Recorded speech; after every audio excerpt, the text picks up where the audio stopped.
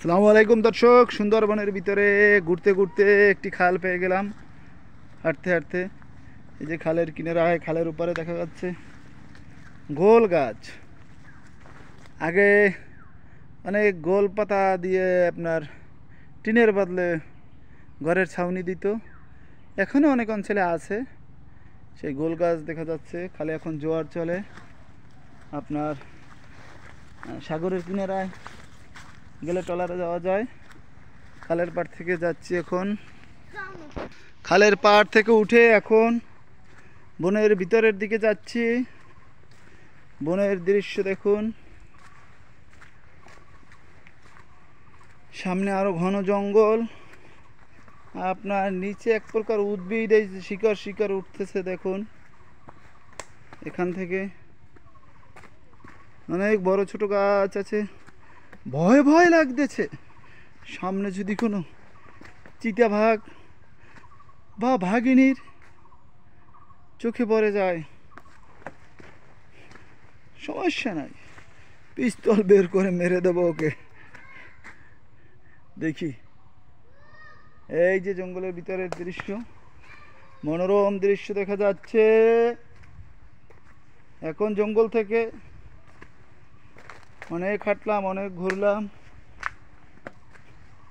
বের হতে যাচ্ছি। অনেক গাছগাছালি দেখা যাচ্ছে। হরিণ ছানাগুলোকেও দেখতেছি না, ঘটনাটা কি বুঝলাম না।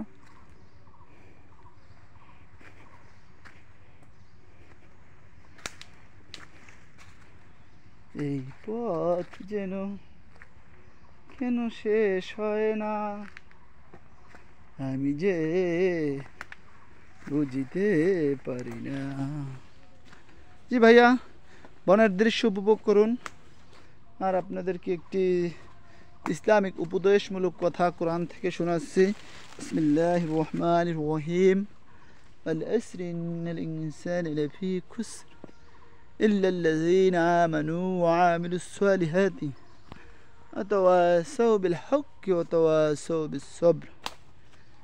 এই সূরাটার অনেক গুরুত্ব। এই সূরাটা গুরুত্ব পবিত্র কোরআনের সমতুল্য।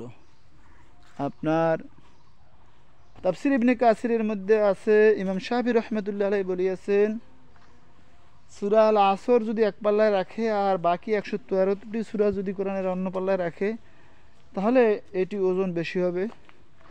কেউ দুনিয়াবি কামিয়াবির জন্য এবং আখিরাতে মুক্তির জন্য শুধু শুধু এই সূরা আল আসর অনুসরণ করে, সেইটাই যথেষ্ট। তার অর্থ হইল, আল্লাহ বলছে আল আসরে, সময় বা যুগের কসম দিয়ে। আল আসর অর্থ যুগ বা সময়ের কসম।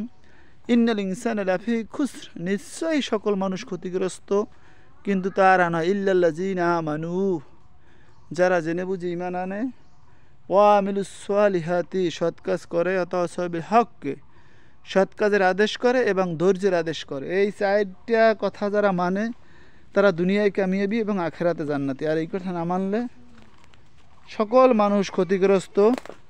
আবারও বলছি, কসম যুগ বা সময়ের, নিশ্চয়ই সকল মানুষ ক্ষতিগ্রস্ত, কিন্তু তাহারা নয় যাহারা জেনে বুঝে ঈমান আনে, সৎ কাজ করে এবং সৎ কাজের আদেশ করে।